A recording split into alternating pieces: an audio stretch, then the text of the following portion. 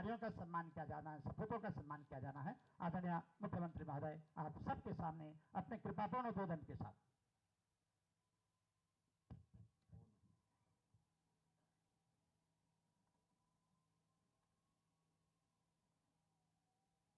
भारत माता की, भारत माता की, भारत माता की। विजय दिवस एवं श्रद्धांजलि एवं सम्मान समारोह में उपस्थित हमारे सैनिक कल्याण मंत्री, जो लगातार सैनिकों के लिए लगातार संघर्ष करते हैं, लगातार प्रयास करते हैं और हर मंच पर आपकी मांग, आपकी बात, आपकी जरूरत हमेशा प्रखरता से उठाने का काम करते हैं। आदरणीय गणेश जोशी जी, राजपुर क्षेत्र के हमारे लोकप्रिय विधायक आदरणीय खजानदास जी, मदरसा बोर्ड के चेयरमैन श्री मुफ्तू समून कासमी जी, सैनिक कल्याण सचिव श्री दीपेंद्र चौधरी जी, निदेशक सैनिक कल्याण ब्रिगेडियर अमृतलाल जी, और जिन्होंने यहाँ पर हम सब लोगों के अंदर बड़ा जोश भरा और बहुत वस्तु स्थिति हम सब के सामने रखी, जो देश के अंदर वर्तमान में और पहले किस प्रकार से कालखंड में कौन कौन सी कार्रवाइयाँ हुई, ऐसे रखने वाले मेजर जनरल समी सवरवाल जी। और नेवी के बारे में मैंने भी आज आर्मी के बारे में तो मैं सुनता रहा, देखता रहा, लेकिन नेवी के बारे में आज बहुत अच्छा लगा मुझे, जब क्योंकि मैं सेना की जो हमारी वीरता है, जो साहस है, या जो भी जितने भी युद्ध हुए सब युद्धों के बारे में ये बचपन से मैं सुनता रहा, तो मुझे बहुत अच्छा लगता है। आप बोल रहे थे, कुछ लोगों को लग रहा होगा बहुत लंबा हो रहा है, लेकिन मुझे लग रहा था कि और बोलो आप। तो हमारे admiral retired Rana Singh, Om Prakash Rana ji, brigadier KG. बहल जी, colonel DS. Rawat ji, colonel KS. मान जी, major general Sharma ji, colonel मोहल सिंह बल्दिया जी, भंडारी जी, एवं यहाँ पर उपस्थित हमारे एससी आयोग के अध्यक्ष श्री मुकेश कुमार जी, शमशेर जी, और आए हुए सभी हमारे अधिकारीगण, सभी सेना के हमारे पूर्व अधिकारीगण, वर्तमान के अधिकारीगण, हमारे सभी सैनिक, पूर्व सैनिक और हमारी वीरांगनाएं और हमारे पदकों से सम्मानित सभी हमारे वीर योद्धा, वीर नारी एवं वीरता पुरस्कार प्राप्त हमारे सभी अतिथिगण, बड़ी संख्या में आज आए हुए हमारे एनसीसी के कैडेट और विद्यालयों के आए हुए सभी मेरे प्रिय छात्र एवं छात्राएं, हमारे देहरादून के जिलाधिकारी, पुलिस वरिष्ठ अधीक्षक एवं सभी आए हुए हमारे सभी मीडिया के मेरे मित्र, सभी पत्रकार मित्र, हमारे छायाकार बंधु, मैं सबसे पहले तो आज इस अवसर पर आप सभी महानुभावों का अपनी ओर से, क्योंकि आज ये विजय दिवस है, इस विजय दिवस के अवसर पर यहाँ उपस्थित होने पर आप सभी का मैं स्वागत करता हूँ, सबका अभिनंदन करता हूँ। आज का ये दिन हमारे लिए बहुत ही ऐतिहासिक दिन है, जिस दिन हमारी सेना ने शौर्य, वीरता, पराक्रम, अदम्य साहस, उसका जो पराक्रम 16 दिसंबर 1971 को इतिहास के रूप में हमारे सामने रखा था, उसका उत्सव मनाने का दिन है। आज हम सब लोग यहाँ पर उस उत्सव को मनाने के लिए एकत्र हुए हैं, क्योंकि आज के दिन भारत के सशस्त्र बलों का जो साहस और उनका बलिदान है, निश्चित रूप से हम उनका स्मरण भी करते हैं, उनको नमन भी करते हैं, श्रद्धांजलि भी व्यक्त करते हैं कि उन्होंने 1971 का जो युद्ध अमानवीयता पर, जिस प्रकार से उस समय के पूर्वी पाकिस्तान में अमानवीयता हो रही थी, अत्याचार हो रहा था, दुराचार हो रहा था, और इस युद्ध का जो परिणाम था वो सदाचार के रूप में, और जो हम प्रत्येक वर्ष विजयदशमी का पर्व मनाते हैं अन्याय पर न्याय की जीत के रूप में, उसी प्रकार का यह भी दिवस है अन्याय पर न्याय की जीत के रूप में, यह जो 1971 का युद्ध था। और आप सबके बीच में जब भी आता हूं तो आप सब जानते हैं मैं जिस पृष्ठभूमि से हूं, एक सैनिक पुत्र होने के नाते ऐसे कार्यक्रमों में जब भी आता हूं तो एक अंदर से बहुत ही गर्व की अनुभूति होती है। और बहुत बार ऐसा होता है कि उनको मैं सच कहूं तो आप सबके सामने में शब्दों में प्रकट नहीं कर पाता हूं, और मैं अपने आप को असमर्थ पाता हूं कि कैसे मैं बहुत एक्सप्लेन करूं। लेकिन आज का दिन वास्तव में हमारे लिए बहुत ऐतिहासिक दिन है।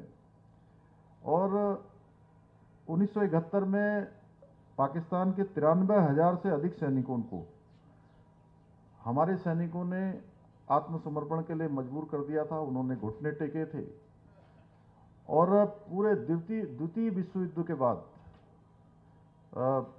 किसी भी सेना का यह सबसे बड़ा आत्मसमर्पण था।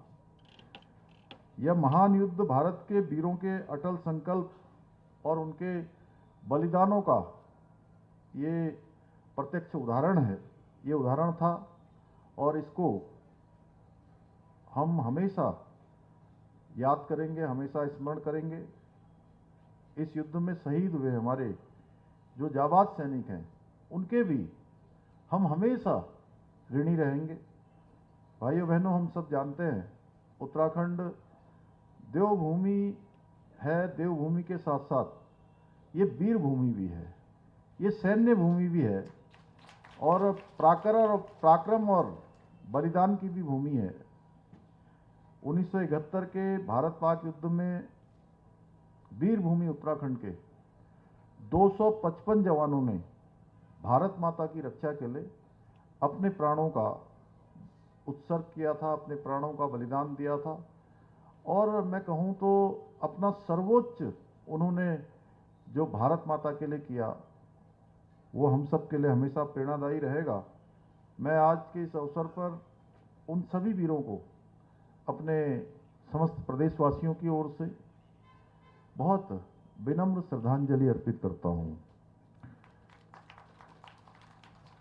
इस युद्ध में अदम्य साहस और पराक्रम का परिचय देने वाले प्रदेश के 74 सैनिकों को विभिन्न वीरता पुरस्कारों से सम्मानित कर यह देश स्वयं भी सम्मानित महसूस करता है।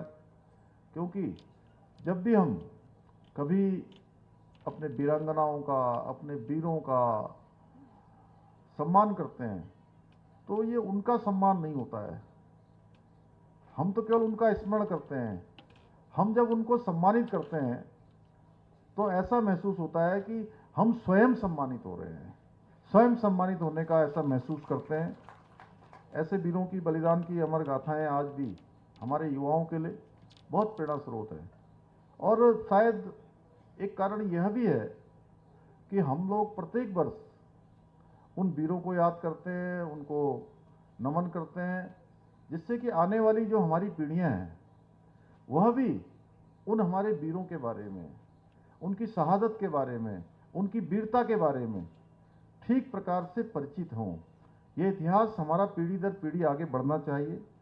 भाइयों बहनों, आज हमारे आदरणीय प्रधानमंत्री मोदी जी के द्वारा उनके मार्गदर्शन में हमने 5वें धाम सैनिक धाम की भी नींव रखी है, और यह नींव एक जो है भव्य और राष्ट्रभक्ति से ओतप्रोत है, उसके निर्माण की नींव है।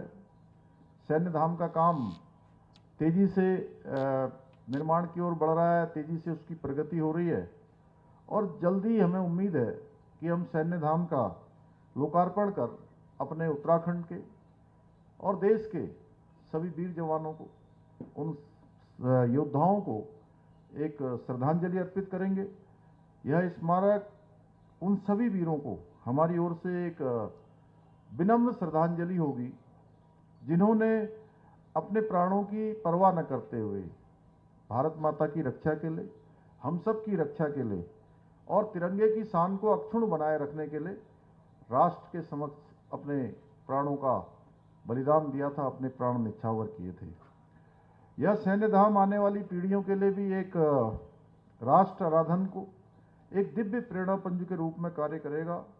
भाइयों बहनों, हम सभी जानते हैं जनरल बिपिन रावत जी हमारे बीच में नहीं हैं। मैं उनका एक लेक्चर सुन रहा था। उन्होंने उस लेक्चर में कहा था कि सेना में कार्य करना महज एक नौकरी नहीं है, बल्कि यह एक साधना है। और आज हमारे प्रधानमंत्री जी के नेतृत्व में लगातार प्रयास है कि हम अपने जवानों को अच्छे से अच्छे, उन्नत से उन्नत, जिसके बारे में मेजर जनरल सभरवाल साहब ने बहुत विस्तार से बताया कि किस प्रकार से जो रुके हुए कार्य थे, और हमारे राणा जी ने भी कि पहले भी वो रक्षा मंत्री से मिलते थे और बाद में के रक्षा मंत्री से मिलते थे। दोनों में फर्क उन्होंने बहुत उस प्रकार से नहीं कहा, लेकिन हम सब समझ सकते हैं कि क्या कार्यशैली होगी। और जो कहने का तरीका था वह भी यही होना चाहिए, क्योंकि एक सैन्य अफसर और जिन्होंने महत्वपूर्ण जिम्मेदारियों का निर्वाह किया है, वो एक way of style, way of working जिसको सेना के अंदर सिखाया जाता है, वो हमारे सामने रखा।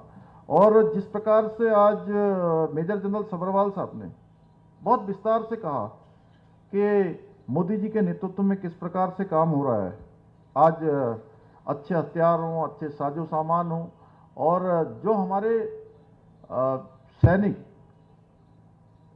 -40 डिग्री तापमान पर काम करते हैं, उनको अच्छे बूट नहीं मिलते थे, अच्छे जैकेट नहीं मिलते थे, अच्छे हथियार नहीं मिलते थे, और बहुत सारे लोगों को तो तमाम प्रकार की उस समय बीमारियां हो जाती थी। बर्फ में जाने के कारण से उसकी बीमारियां लग जाती थी, कई लोगों के हाथ पांव तक काटने पड़ते थे।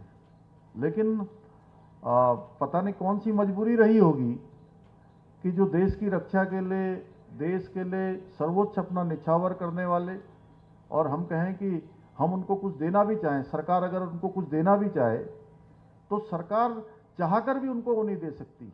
आप ये बताइए कि एक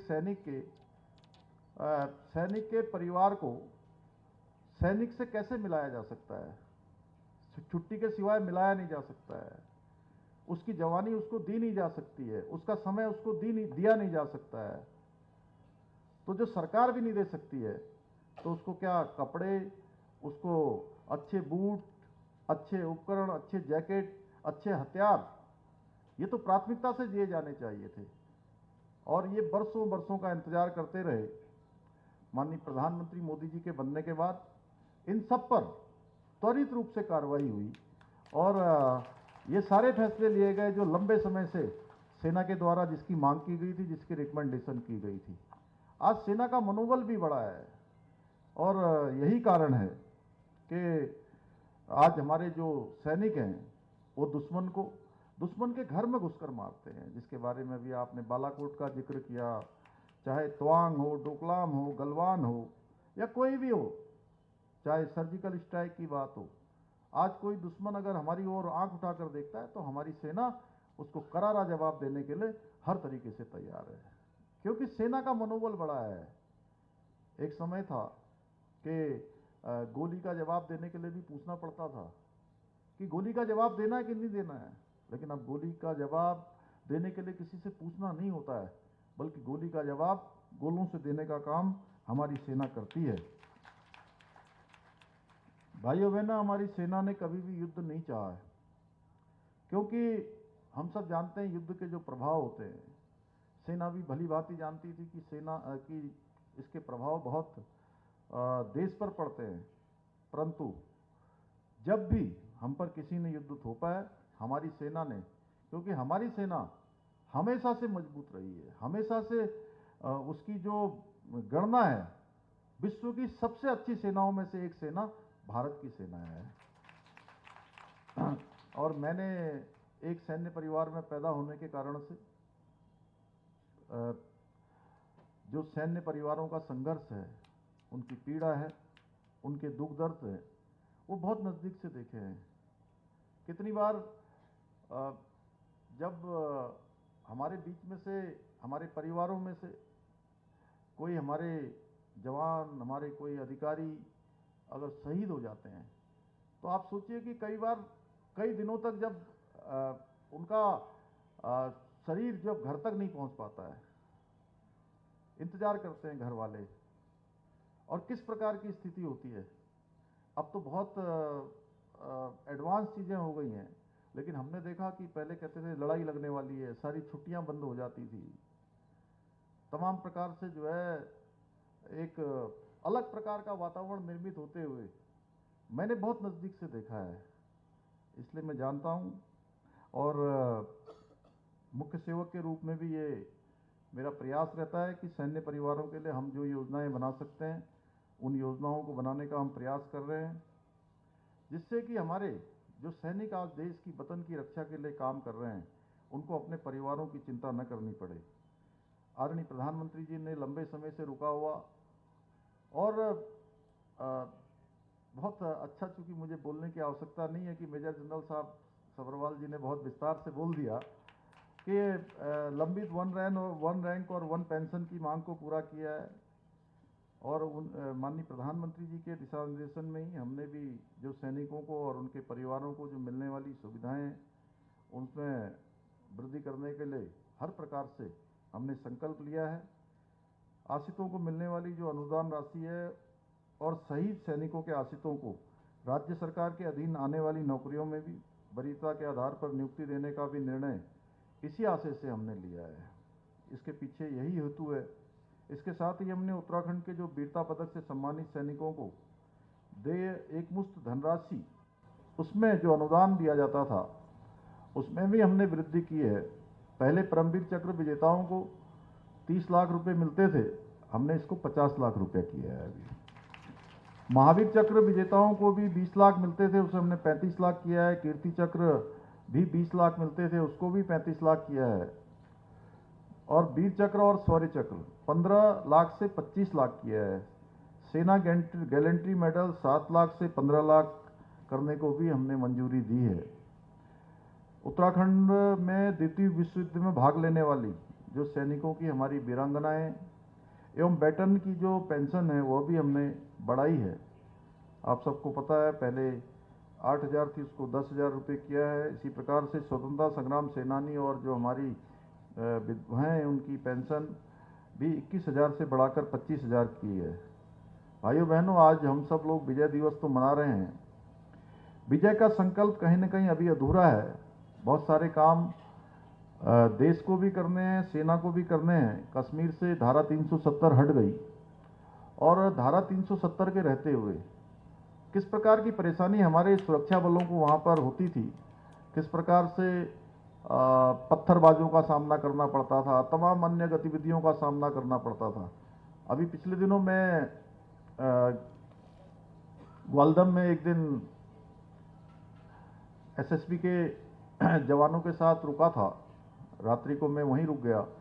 तो अगले दिन मैं उनके साथ सवेरे बात कर रहा था। मैंने उनसे पूछा तो कि आप लोग इससे पहले कहाँ ड्यूटी करके आए, तो उन्होंने कहा कि हम कश्मीर के अंदर गए थे। तो मैंने कहा कश्मीर के अंदर पहले और अब में क्या अंतर है, जब धारा 370 लग गई है और जब धारा 370 नहीं लगी थी। बोले धारा 370 जब नहीं लगी थी तो वहाँ नौकरी करना बहुत मुश्किल काम होता था, लेकिन अब बहुत ही शांतिपूर्ण तरीके से हम नौकरी करते हैं, किसी प्रकार का कोई व्यवधान नहीं होता है। ये हमारे देश के यशस्वी प्रधानमंत्री मोदी जी ने इस काम को कर दिया है, लेकिन अभी हमारे गृह मंत्री जी ने संसद में इस संकल्प को दोहराया है कि जो हमारी पीओके की ज़मीन है, उस ज़मीन को भी वापस लेना है। और मैं आप सभी से कहता हूं कि जिस प्रकार से आज देश के अंदर काम हो रहे हैं, जिस प्रकार से आज देश के अंदर अनेकों नवाचार हो रहे हैं, नए नए फैसले लिए जा रहे हैं, नया भारत दिख रहा है, पूरी दुनिया को भारत की एक शिल्पी के रूप में जो देश को बनाने का काम हमारे प्रधानमंत्री मोदी जी कर रहे हैं, तो उसमें मोदी है तो मुमकिन है। यह भी जो है हम सब लोग देखेंगे आने वाले समय में। भाइयों बहनों, उत्तराखंड में हम यूसीसी जल्दी ही लागू करने वाले हैं। उसकी हमको रिपोर्ट मिल जाएगी जल्दी। यूसीसी कमेटी ने कहा है कि हम जल्दी ये रिपोर्ट दे देंगे, और जिस दिन यह कानून उत्तराखंड में लागू हो जाएगा उस दिन हमारा समान नागरिक संहिता ये देश के लिए भी कहीं न कहीं एक उदाहरण पेश करेगा। उत्तराखंड का संपूर्ण विकास हमारी सरकार की नीति नहीं है, बल्कि एक हमारा एक कर्तव्य है। ये हमारा संकल्प है कि हम उत्तराखंड का संपूर्ण विकास करेंगे, और इस कर्तव्य का पालन करने के लिए हम संकल्पबद्ध हैं, संकल्प लेकर आगे बढ़ रहे हैं। जो भी समय हमको मिला है उस समय में हमने प्रयास किया है कि उसका एक एक पल और एक एक क्षण उत्तराखंड के लिए लगाया जाए। आप देख रहे होंगे अभी ग्लोबल इन्वेस्टर समिट हमने देहरादून में आयोजित की थी। उसमें जिस प्रकार से लोगों ने एक बड़ी उत्सुकता दिखाई है उत्तराखंड आने के लिए, और हमारे प्रधानमंत्री जी ने लोगों से आह्वान किया, पूरी देश दुनिया के लोगों से, पूरे देश के लोगों से, कि अभी कुछ हमारे यहाँ ऐसा फैशन चल गया देश के अंदर कि लोग जो है विदेशों में अपना विवाह करने के लिए जा रहे थे, बच्चों का विवाह कर रहे थे। तो प्रधानमंत्री जी ने कहा कि ये जो विवाह है ये तो भगवान ऊपर से तय करके भेजता है। वो कहते हैं मैरिज क्या है, सेट क्या है डॉक्टर साहब, मेड इन हेवन। तो उन्होंने कहा कि भगवान की भूमि, देवों की भूमि उत्तराखंड है, तो सब लोग आएँ और अपने बच्चों के, अपने परिवार के, नातेदारों के, रिश्तेदारियों को, उनकी शादियां, उनके विवाह उत्तराखंड में आयोजित करें, उत्तराखंड में करें। उत्तराखंड देवभूमि इस दिशा में भी आगे बढ़ेगी, और उनका हम सब लोग आतिथ्य करेंगे आने वाले समय में। एक बड़ा काम हुआ है, और एक बड़ा जो निवेश के मामले में बड़ी संख्या में 3.5 लाख करोड़ से भी ज़्यादा के हमारे साथ करार भी हुए हैं। अभी बहुत सारे करार हमारे पास हैं, प्रस्ताव के रूप में भी आए हुए हैं, और कुल मिला के एक शुरुआत हमने इसकी की है। एक शुरुआत की है कि उत्तराखंड में लोगों को बुलाया जाए, लोगों को कहीं ना कहीं उनका इन्वेस्टमेंट कराया जाए, उनको उद्योग धंधे उनके लगवाए जाए। और उसके पीछे भी हमारा हेतु है कि हमारे राज्य के अंदर जब ये उद्योग लगेंगे, व्यापार बढ़ेगा, उद्योग बढ़ेगा, निवेश बढ़ेगा, तो आर्थिकी राज्य की बढ़ेगी। इसके साथ साथ हमारे नौजवानों को उत्तराखंड के अंदर ही रोजगार के अवसर भी पैदा होंगे, रोजगार का सृजन भी होगा, लाखों की संख्या में रोजगार भी बनेंगे। और हमारे जो नौजवान अच्छे अच्छे हमारे यहाँ इंस्टीट्यूशन हैं, उन इंस्टीट्यूशनों से पढ़ाई कर रहे हैं, अपने प्रशिक्षण ले रहे हैं, अनेक संस्थानों में प्रोफेशनल कोर्स कर रहे हैं, तो उनको उत्तराखंड के अंदर ही हम काम दे पाएँ, क्योंकि यहाँ हमारे पास टैलेंट की कमी नहीं है। हम इस दिशा में भी काम कर रहे हैं, और हमारा देहरादून भी इस इन्वेस्टर समिट में तेजी से बदला है। आप देख रहे होंगे, अगर अभी सर्वे करवा लिया जाए तो भारत के चुनिंदा शहरों में हमारे देहरादून का भी नाम आ जाएगा। लेकिन मैं आप सब लोगों से आज ये कहना चाहूँगा कि हमारी सबकी जिम्मेदारी है कि जिस दिशा में आज हमारा देहरादून जैसा बनने की ओर बढ़ रहा है, अभी पूरा बना नहीं है, क्योंकि अभी स्मार्ट सिटी के बहुत काम होने हैं, अन्य नगर निगम अन्य काम करेगा, जिला प्रशासन अपने काम करेगा, स्मार्ट सिटी के और काम होने हैं। वो काम अपने होते रहेंगे, वो रुकने नहीं है। हमारी जिलाधिकारी यहाँ पर बैठी हुई है, मैं उनसे भी कहूँगा कि अभी ये काम रुकना नहीं है, अभी चलते रहना है। अभी ये शुरुआत हुई है, लेकिन इसको मेंटेन करके रखना है, आपको भी मेंटेन करके रखना है, और हमारे सब लोगों की भी जिम्मेदारी है कि जिस प्रकार से एक स्वच्छ वातावरण, स्वच्छ जो है चीज़ें, अच्छी सड़कें, अच्छा परिवेश बना है, उसको बना के रखने की जिम्मेदारी भी हमारी है। क्योंकि मैंने बहुत लोगों से सुना, मुझे लगा कि एक अच्छा काम हुआ है, तो इस काम को हमें कहीं ना कहीं सस्टेन करना चाहिए, उसको वहाँ पर बना के रखना चाहिए। लोगों ने कहा कि पहली बार हम देख रहे हैं कि देहरादून में इस प्रकार से अच्छी सड़कें, अच्छा जो है यहाँ की दीवारें, अच्छी चीज़ें यहाँ बनी हैं, तो उसको हम सब बना के रखेंगे। मैं प्रदेश की 1.25 करोड़ जनता के आशीर्वाद से आपके मुख्य सेवक के रूप में लगातार जो हम निर्णय ले रहे हैं वो सीधे सीधे जन सरोकारों से वो को समर्पित हैं, जन सरोकारों के लिए, जन कल्याण के लिए हमारे सारे निर्णय हो रहे हैं। क्योंकि मेरा मानना है उत्तराखंड का विकास हमारी प्राथमिकता है। उत्तराखंड हिंदुस्तान का श्रेष्ठ राज्य बने, ये हमारी प्राथमिकता है। और ये किसी एक व्यक्ति का काम नहीं है कि मैं यहाँ हूँ तो मैं इसको रोज बोल रहा हूँ या मैं रोज उसको अपने कार्यक्रमों में शामिल कर रहा हूँ। आप सब लोगों ने मुझे जिम्मेदारी दी है। आप सबके बीच में से निकलकर एक जो यात्रा है, ये हमारे उत्तराखंड के 1 करोड़ 25 लाख लोगों की यात्रा है। उस यात्रा का जो है आपने ध्वज मेरे हाथ में दिया हुआ है, लेकिन ये हमारी सामूहिक यात्रा है। आपने मुझे आगे किया हुआ है। यह यात्रा हमारी गंतव्य तक तभी पहुंचेगी जब हम सब लोग मिलकर इस यात्रा के सहयात्री बनेंगे, हम सब साथ चलेंगे तो निश्चित रूप से हम अपने गंतव्य तक पहुंचेंगे। और आने वाले समय में जिस प्रकार से आज देखिए हमारे प्रधानमंत्री जी ने वहाँ बाबा केदार की भूमि से कहा, उसके बाद उन्होंने पिथौरागढ़ में कहा, आदि कैलाश और वहाँ के दर्शन करने के बाद कहा, फिर देहरादून में कहा अभी कि उनके मुंह से निकले हुए जो शब्द हैं कि ये 21वीं सदी का तीसरा दशक है, ये उत्तराखंड का दशक होगा। आप निश्चित मानिए कि हमारा उत्तराखंड उस दिशा में आगे बढ़ रहा है। अभी बहुत सारे काम होने हैं। अभी जैसे स्मार्ट सिटी में दिख रहा है, अभी सारी ये जितनी हमारे यहाँ बिजली की लाइनें हैं ये सब अंदर चली जाएंगी, सीवर की लाइनें बन जाएंगी, सड़कें चौड़ी हो जाएंगी, जगह जगह पर डिवाइडर बन जाएंगे, अच्छी प्रकाश की व्यवस्था हो जाएगी, अच्छी स्वच्छता। एक मैं देहरादून की बात बता रहा हूँ, ये पूरे उत्तराखंड के अंदर चल रहा है। आने वाले 5 सालों में 10 सालों में पूरा कायाकल्प होने वाला है।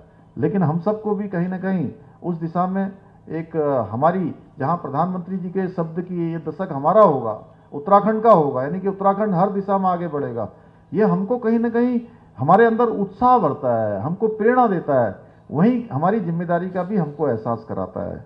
हमको अपनी जिम्मेदारी का भी एहसास करते हुए हमें आगे बढ़ना है और श्रेष्ठ उत्तराखंड के निर्माण के अपने लक्ष्य को तय कर उसकी सिद्धि को विकल्प रहित संकल्प जो हमारा है उसको लेना है। इस सिद्धि के मार्ग आने वाली सभी चुनौतियों को, सभी परेशानियों को भगवान बाबा बद्री विशाल, भगवान केदार जी, आदि कैलाश जी, हमारे सभी देवी देवता हमारे इन चुनौतियों को, इन बाधाओं को हमारी दूर करेंगे। मुझे पूरा विश्वास है कि हमारा देश आज हमारे प्रधानमंत्री मोदी जी के नेतृत्व में जिस विकास यात्रा पर आगे बढ़ रहा है, उस यात्रा में उत्तराखंड महत्वपूर्ण भूमिका निभाएगा, क्योंकि उत्तराखंड के लोगों ने हमेशा देश में अपना योगदान दिया है। इस यात्रा में भी जो उन्होंने एक भारत श्रेष्ठ भारत का और जो विकसित भारत का संकल्प लिया है कि 2047 तक हमारा देश विकसित भारत बनेगा और दुनिया का नेतृत्व करने वाला भारत बनेगा, विश्वगुरु भारत बनेगा। और प्रधानमंत्री जी ने एक और बड़ी बात हम सबको और ऊर्जा प्रदान करते हैं कि उत्तराखंड के साथ उनका कितना लगाव है कि उन्होंने उत्तराखंड की भूमि से कहा कि मेरे तीसरे टर्म में, उन्होंने कहा मेरे तीसरे टर्म में भारत दुनिया की तीसरी सबसे बड़ी अर्थव्यवस्था बन जाएगा। यानी कि देवभूमि से उन्होंने ये आह्वान किया है, तो निश्चित रूप से देश हमारा आगे बढ़ेगा। आज के अवसर पर मैं सभी को अपनी तरफ से, हमारे वीर जवानों को जिनकी स्मृति में हम आज यहाँ एकत्र हुए हैं, उनको सबको मैं अपनी श्रद्धांजलि देता हूँ, नमन करता हूँ। हमारे वीर नारी एवं वीरता पुरस्कार से हमारे जो अतिथिगण आए हैं उन सभी को मैं प्रणाम करता हूँ। और एक घोषणा की, भर्ती से पूर्व जो हमारे ट्रेनिंग करने वाले हैं, परीक्षण करने वाले, उनके भोजन की व्यवस्था के लिए पहले 80 रुपये की जो व्यवस्था होती थी उसको बदलकर प्रतिदिन 225 रुपये हर ट्रेनिंग करने वाले के लिए की जाएगी। मैं इसकी घोषणा करता हूं। साथ ही आप सभी का धन्यवाद करते हुए, शुभकामनाएं देते हुए, और हम अपने विकल्प रहित संकल्प को प्राप्त करेंगे। आप सबका बहुत बहुत धन्यवाद करते हुए अपनी बात समाप्त करता हूं। जय हिंद। मेरा विनम्रतापूर्वक निवेदन है माननीय मुख्यमंत्री महोदय से कि हमारे बीच में वो बच्चे, छात्र छात्राएं जिन्होंने कला प्रतियोगिता और साथ निबंध प्रतियोगिता और वीर नारियों का सम्मान भी इसी पावन पवित्र मंच से होना है, तो मैं इन बालिकाओं को आमंत्रित करूंगा मंच में। यह है प्रीति जोशी, जिसने ड्राइंग कंपटीशन में पहला नंबर प्राप्त किया है, प्रथम स्थान।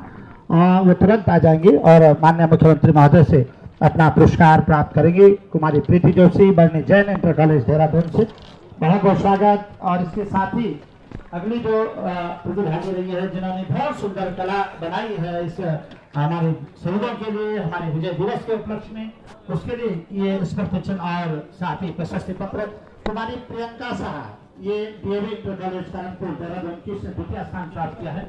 और माननीय मुख्यमंत्री महोदय से बहुत ही सुहाना और उपलब्धि भरा पल होता है बच्चों के लिए जब बच्चों को प्रदेश से मुखिया से पुरस्कार मिला हो। कुमारी नंदनी ये तृतीय स्थान पर रही है। कुमारी नंदनी मंच पर आएगी और माननीय हमारे सैनिक कल्याण मंत्री महोदय से और साथ ही आदरणीय खजानदार साहब से ये पुरस्कार प्राप्त करेगी। और इसके साथ ही निबंध कला प्रतियोगिता में जूनियर वर्ग में कुमारी दीपिका ये प्रथम स्थान पर रही है। MKP महादेवी कन्या इंटर कॉलेज की बालिका है, उसको बहुत बहुत शुभकामनाएं। और द्वितीय स्थान पर रहे हैं राजकीय इंटर कॉलेज डोभालवाला देहरादून से आयुष को भी द्वितीय स्थान गया है कला प्रतियोगिता में। और तृतीय स्थान पर रही है अल्फिजा, ये है नारी शिल्प फूलचंद नारी शिल्प इंटर कॉलेज की, तृतीय स्थान पर रही है।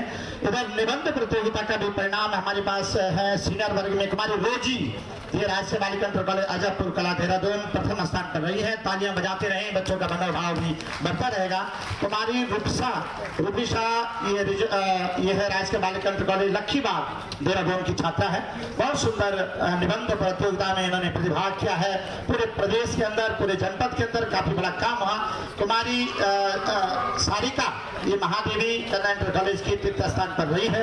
ये भी माननीय मुख्यमंत्री और अतिथि दीर्घा से सम्मान प्राप्त करेगी। और निबंध प्रतियोगिता में कनिष्ठ वर्ग में कुमारी सिमरन शर्मा राजकीय बालिका इंटर कॉलेज अजयपुर कला देहरादून ये मंच पर आई और अपना पुरस्कार प्राप्त करेगी।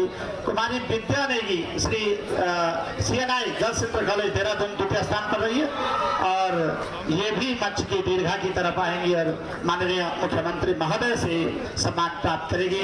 कुमारी कंचन राणा ये फूलचंद नारी शिल्प इंटर कॉलेज की बालिका, इसने तृतीय स्थान प्राप्त किया है। और इसके साथ ही हमारे वीर नारियों का सम्मान होना है। मैं निवेदन करूंगा कि सूची और वीर नारियों को भी माननीय मुख्यमंत्री महोदय के माध्यम से ये पुरस्कार जाना है। मैं आमंत्रित करूंगा वीर नारी श्रीमती शशि राणा, पत्नी श्री नरेंद्र सिंह राणा। वीर नारी सम्मान 1971 में ये जाबाज रहे हैं इस युद्ध के और उनकी धर्मपत्नी शशि राणा यहाँ पर है। वीर नारी सम्मान मेरा विनम्रता पूर्वक निवेदन रहेगा कि उत्तरीय और साथ ही स्मृति चिन्ह और पुष्प के रूप में गुलाब भेंट करने की उनके कृपा करेंगे। और इसी रूप में वीर नारी सम्मान प्रभा देवी राइफलमैन धीरेन्द्र सिंह ये मंच की तरफ आएंगी।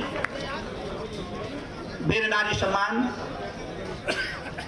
तीसरे में है वीर नारी सम्मान में कांता देवी वाइफ ऑफ सिपाही दरवान सिंह। मेरा निवेदन रहेगा इधर वीर नारी सम्मान प्रभा देवी और माननीय मुख्यमंत्री महोदय के कर कमलों के माध्यम से ये सम्मान दिया जा रहा है। उत्तरीय और साथ ही स्मृति चिन्ह आदरणीय हमारे कैबिनेट मंत्री और सैनिक कल्याण मंत्री आदरणीय जोशी साहब, आदरणीय खजानदास जी और हमारे माननीय ब्रिगेडियर अमृतलाल साहब जो निदेशक हैं, उनके माध्यम से इन सम्मान के लिए प्रभा देवी और इसके साथ ही श्रीमती कांता देवी धर्मपत्नी आदरणीय दरवान सिंह जी, स्वागत सम्मान अभिनंदन और वंदन। हम दिन चार रहे न रहे माँ, तेरा वैभव अमर रहे माँ, ये सुक्तियाँ उस समय चरितार्थ होती जब ये उपलब्धि के शिखर को छूने का काम करती हैं। और हमारे शास्त्रों ने लगातार सम्मान दिया है इस विधा को। मेजर कुशाल सिंह थापा ये सेना मेडल उनको मिला है और पदम विजेता भी है। और उनकी श्रीमती कमला थापा यहाँ पर उपस्थित है। कमला थापा माननीय मुख्यमंत्री महोदय के कर कमलों के माध्यम से सम्मान प्राप्त करेगी। हमारी जाबाजों ने दुनिया के सामने एक बेहतरीन सेना का रूप लिया है और भारत की सेना लगातार वंदनीय और अभिनंदनीय रही है। कुशाल सिंह थापा ने सेना मेडल से सम्मानित किया। कमला थापा इसके साथ ही मंजू देवी और ये 1971 में गोवर्धन अधिकारी उनकी सहधर्मिणी है। बहुत बहुत स्वागत और सम्मान। इसके साथ ही पार्वती देवी धर्मपत्नी सिपाही जगदीश चंद्र 1971 में जिन्होंने अपना बहुत बड़ा योगदान सेना में दिया, उनकी सहधर्मिणी पार्वती देवी। जगदीश चंद्र एक दुर्लभ क्षण होता है जब ये बात आती है कि सम्मान की, स्वागत की और अभिनंदन की इस विजय दिवस पर वीर नारी श्रीमती कल्पना देवी धर्मपत्नी नायक स्वर्गीय उचिन सिंह रावत, ये अभी राजौरी में आतंकवादियों से लोहा लेते समय वीरगति को प्राप्त हुए हैं, अभी 5/5/2023 को। और उनकी धर्मपत्नी कल्पना देवी इस समय यहाँ पर उपस्थित हैं। इस वीर नारी का भी हम स्वागत करते हैं, सम्मान करते हैं। और एक बड़ा भाव क्षण होता है जब ये बात आती है सम्मान और स्वागत की। बहुत सम्मान श्रीमती सावित्री देवी व धर्मपत्नी नायब सूबेदार भीम सिंह खत्री, सावित्री देवी नायब सूबेदार भीम सिंह खत्री की सहधर्मिणी यहाँ पर उपस्थित हैं और ये सम्मान प्राप्त कर रहे हैं। श्रीमती उमा नैथानी धर्मपत्नी फ्लाइंग ऑफिसर स्वर्गीय रविंद्र नैथानी, वीर नारी सम्मान 1971 में जिस सैनिक ने बड़ी महत्वपूर्ण भूमिका अदा की है। और एक भावना व्यक्त करते हुए, क्योंकि माननीय मुख्यमंत्री महोदय का जो वात्सल्य भाव भी रहता है, सम्मान का भाव रहता है, उस पर सब लोग न्योछावर हो जाते हैं। उमा नैथानी धर्मपत्नी फ्लाइंग ऑफिसर स्वर्गीय रविंद्र नैथानी 1971 की लड़ाई में जिन्होंने बहुत बड़ा योगदान दिया है,